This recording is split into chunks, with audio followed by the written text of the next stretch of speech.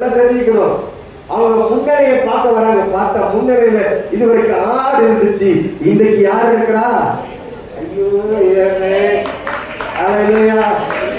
முன்னணியிலே கடகடப்பான சூழ்நிலையிலே துணியில சுற்றி எங்க அடையாளத்துல பார்த்தாங்களோ அதே போல துணியில சுற்றி பழுது ஒன்றும் இல்லை, பழுது ஒன்று இல்லை.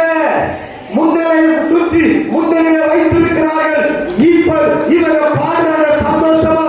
ஏன்னா அன்றைக்கு ஆடு பிறக்கும்போது எப்படி பாடுறாங்களோ அதே போல பிரதானமான ஆடாய் காணப்படுகிற இயேசு பிறந்திருக்கிறார். யோவான் 1:21 சொல்லுகிறபடி உலகத்தை பாவத்தை சுமந்து தீர்க்கிற தேவ ஆட்டுக்குட்டி பிறந்திருக்கிறார்.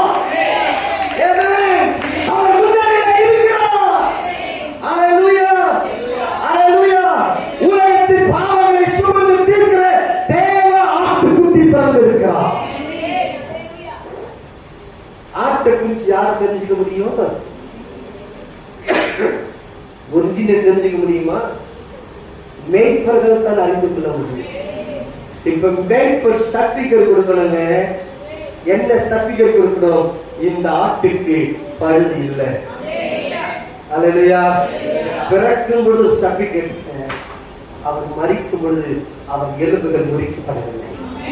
அங்கே ஒரு சர்டிபிகேட். அல்லேலூயா. நீதிமான் எலும்புகள் முறிக்கப்படுவதில்லை. அல்லேலூயா.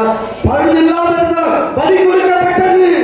பழுதில்லாத ஆண்டவராகிய இயேசு கிறிஸ்து உனக்காக எனக்காக அவர் பலியானார்.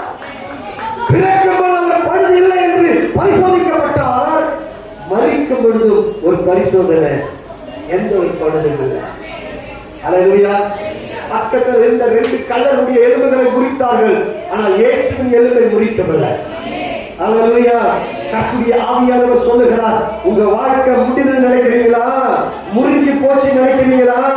இல்ல இல்ல இல்ல, நான் உங்களை நீதிமான் என்கிற ஸ்தானத்திற்கு நான் நேர்த்தியாய் நடத்தி கொண்டிருக்கிறபடியாலே உங்கள் வாழ்க்கை